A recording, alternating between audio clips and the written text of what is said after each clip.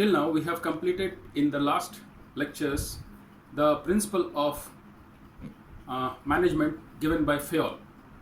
Today, we shall be embarking upon the principle of scientific management that was given by Frederick Winslow Taylor or F.W. Taylor.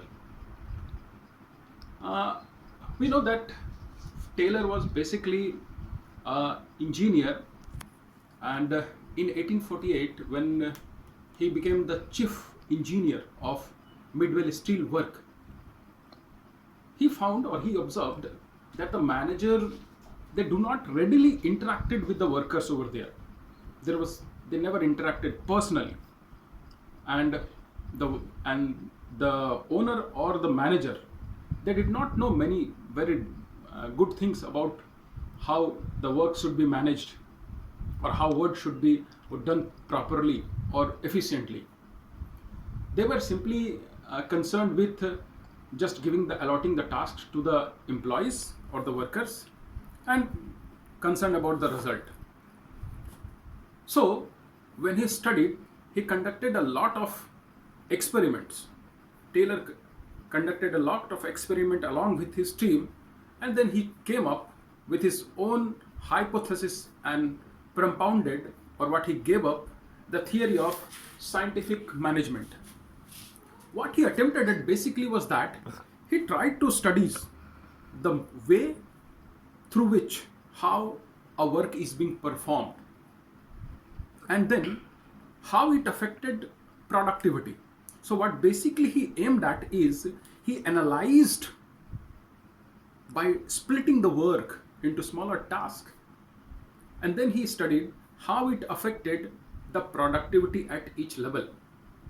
And then he gave up his theory, or synthesizing all his study into a note which he called the principle of scientific management. So we can summarize scientific management as a theory or an approach which aimed at studying how the work was performed and how it affected the productivity at the time.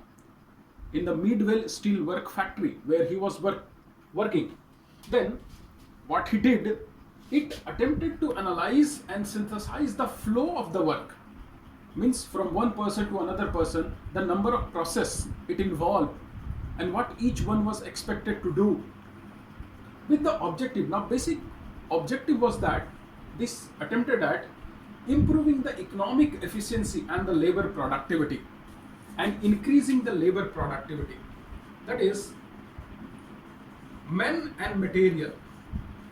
So what type of resources is being used, how much wastage of time as well as wastage of resources is being done by the employees when they are performing certain works, how that wastage could be reduced and how their efficiency can be increased.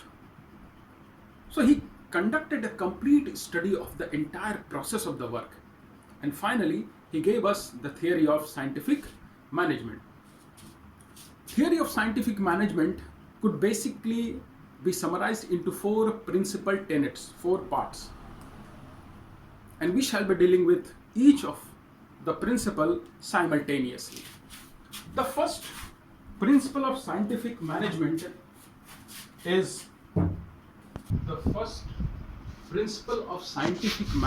that was given by F.W. Taylor is science, not the rule of thumb. When he studied work, he propounded that there should be a scientific approach of doing a work. It should not be based on a rule of thumb.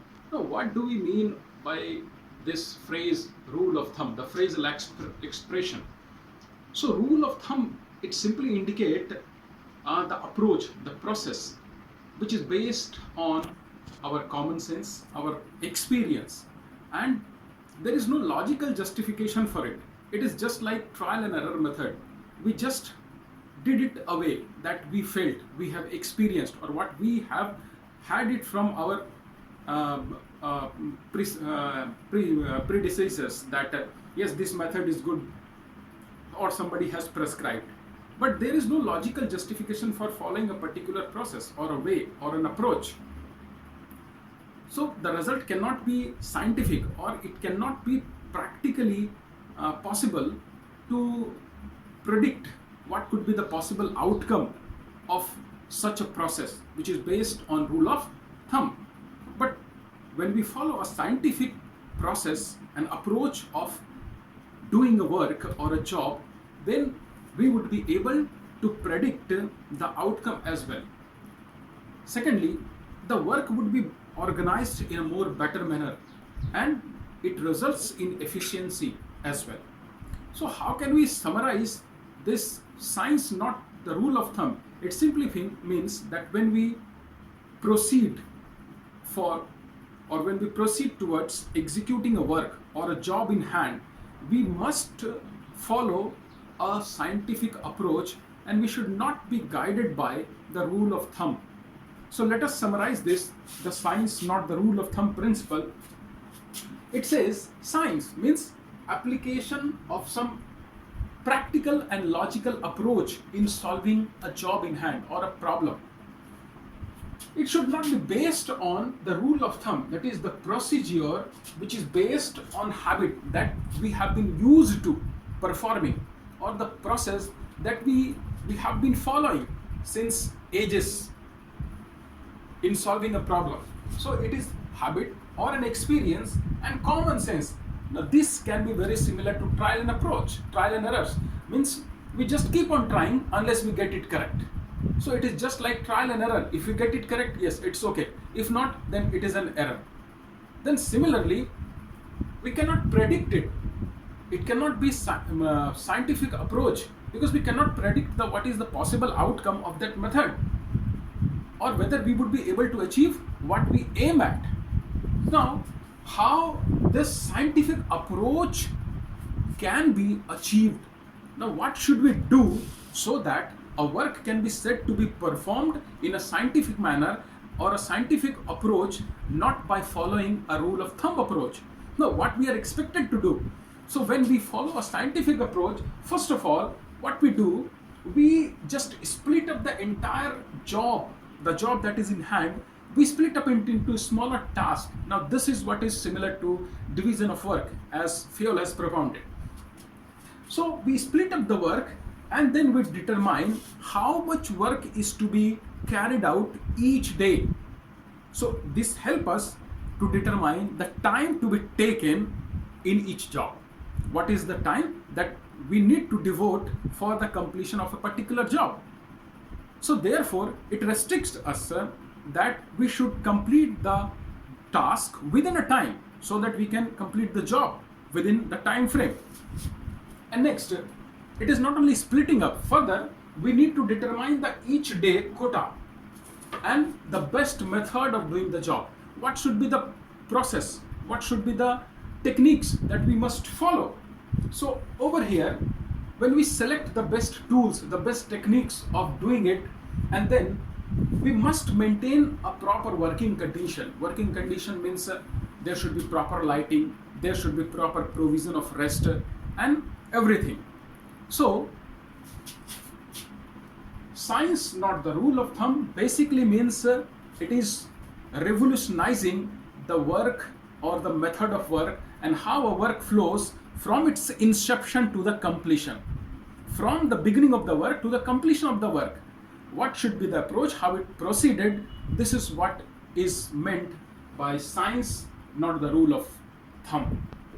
The next principle or scientific principle of management, as given by Taylor, is harmony, not discord. Now, I hope you have seen the strings of a guitar. If it is well adjusted, the music is very soothing, and the music, it gives us pleasure, happiness. But if the strings is not properly adjusted, then the music is a cacophony, or rather it is unpleasant. So what is necessary over here is that management is supposed that it must aim at creating or maintaining a harmonious relation with the workers. At the very beginning of my lecture, I said that when Taylor studied over there, what he found that the managers did not interacted personally with the workers. So there was a lot of disputes or dissents and disagreement among the worker and the managers. As a result, the efficiency was low, the productivity was affected. So Taylor came out and propounded that this type of behavior is not in the interest of the organization. Hence, the relationship needs to be changed, metamorphed, and how it should be? It should be very harmonious. It should be congenial. It should be affable, friendliness, and it should not be discord, or it should not be unpleasant between the managers and the workers. So Taylor said the relationship between the managers and the worker should be harmonious. It should not be disagreement or unpleasant. What is the benefit of this harmony and not discord? Or rather, we should say that how this congenial and affable relationship affect the environment of the organization. We know that relationship could be good when there is adjustment on the part of the managers or management as well as on the part of the workers as well. So Taylor called this adjustment a mental revolution. That means change in the behavior of the management as well as in the behavior of the workers. This change is necessary in the larger interest of the organization.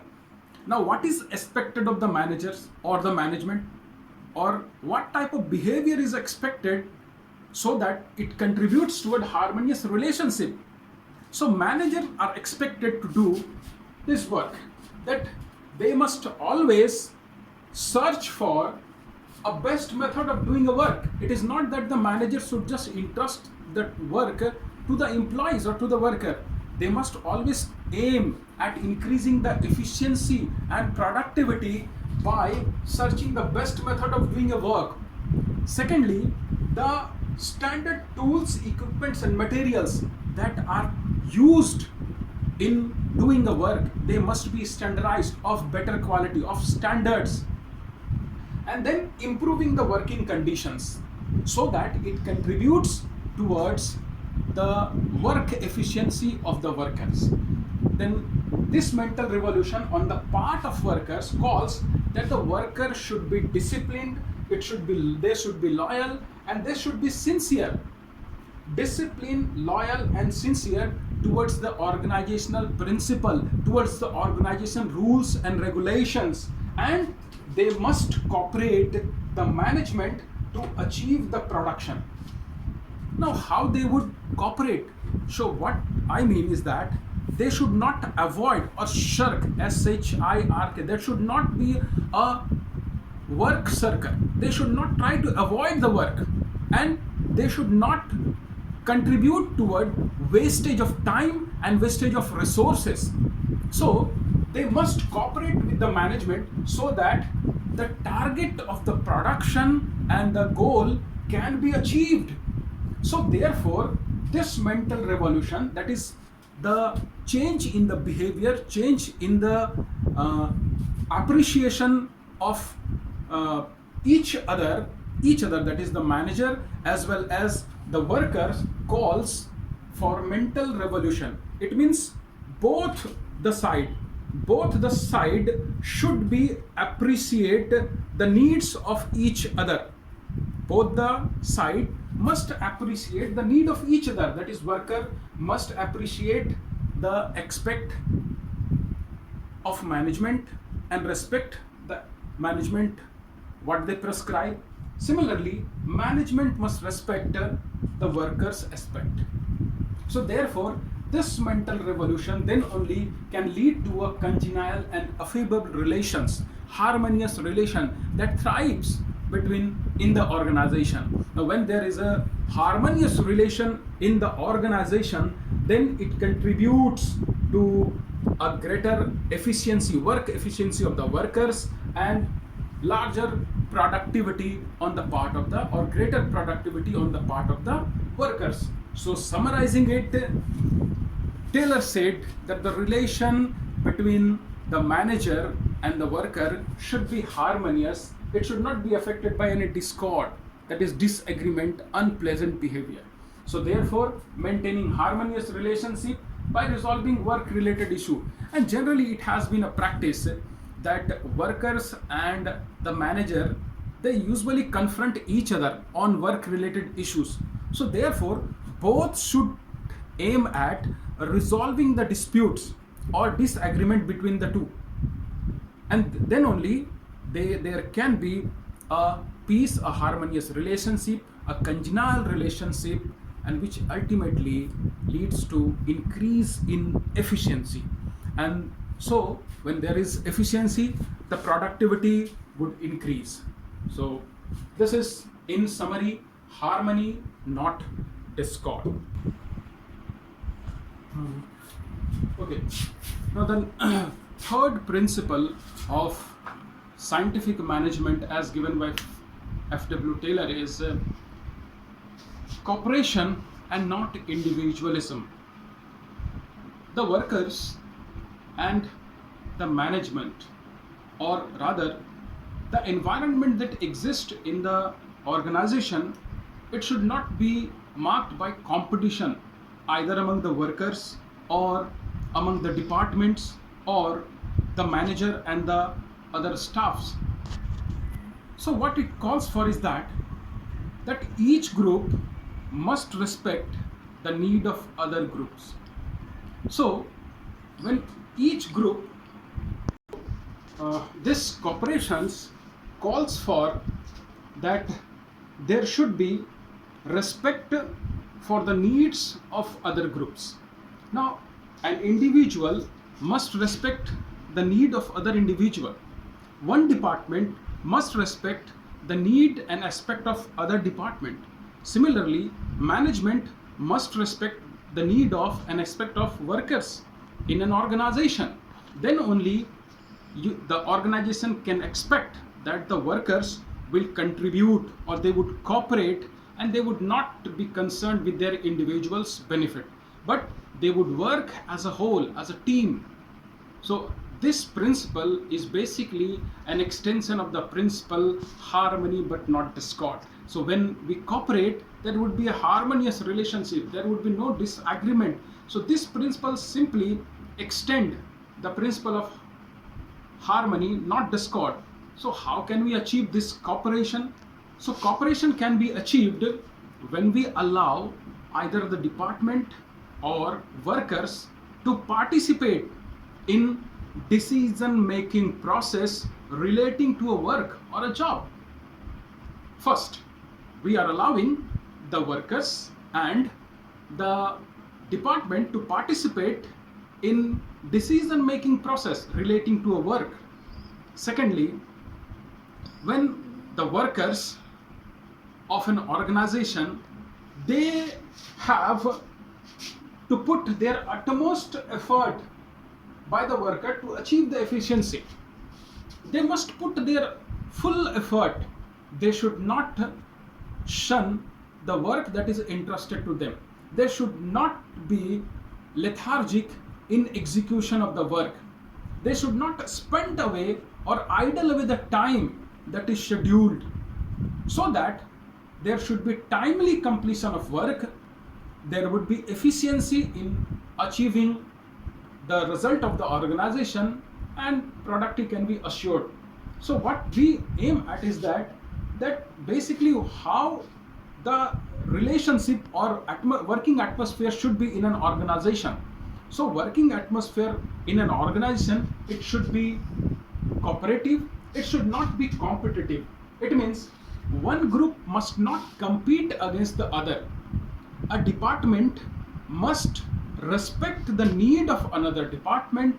It must not indulge in competition with the another department. Similarly, how a group, an individual should always have the feeling of us, means he is a part of a larger group. He is not an individual. So he should not be affected by an ego, otherwise it would lead to ego clash. So what I mean to say is that when a department cooperate with another department, he should not indulge in any competition. Similarly, an individual with his co-worker, or rather when he interact with his co-worker, he must treat himself that he is also a part of a larger group. They all are a part of a larger group.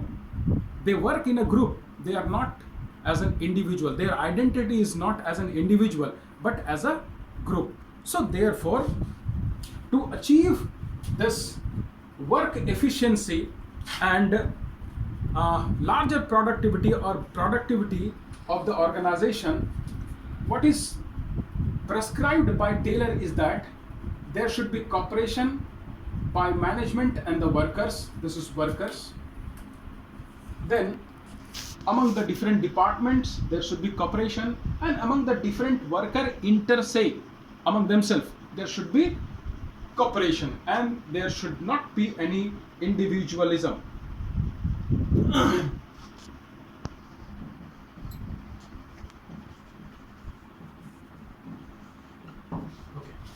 So the fourth principle and the final principle of scientific management can be summarized as development of individuals to his maximum efficiency and prosperity. Now, this principle calls for that there should be an attempt on the part of manager to improve the efficiency of the workers so that they can contribute to maximum productivity. In short, we can say that it should be maximum productivity or maximum output, not a restricted output. How can we ensure, or how a manager should ensure that worker would contribute towards their maximum or productivity would be maximized? It would not be restricted. What he should do, what he is expected to follow. The first thing is that when he is assigning a job or the work to a worker, to an employee, the first and foremost thing, he must assign it according to his competence that we have seen. After assigning the work to the worker as per their competence, the second thing is that this work that is being assigned to the worker according to their competence, this work, it should be based on their capability, as I have written here, that is assigning. He should motivate the workers that yes, they can do it. They are capable of generating maximum productivity. So motivation has to be there. Secondly, it is imperative as well that after the task being assigned, the method, the process, they should follow.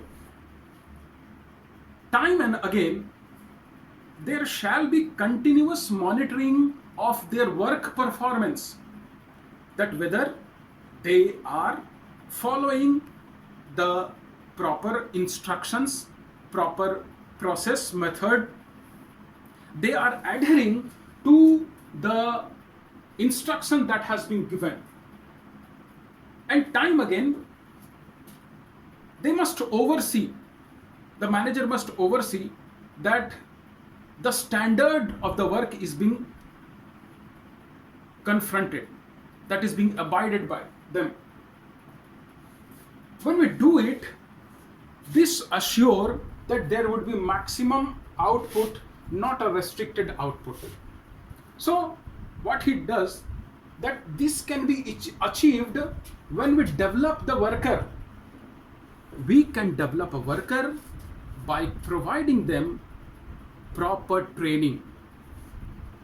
Proper training is necessary. When we provide them proper training to the workers, it develops their work efficiency and they contribute towards the prosperity of the organization.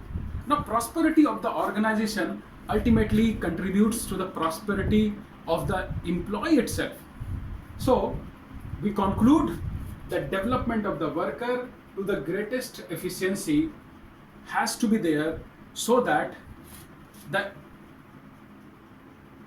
organization gets benefited, and subsequently, or as a result, the employees also gets benefited. Now, these are the four principles of scientific management.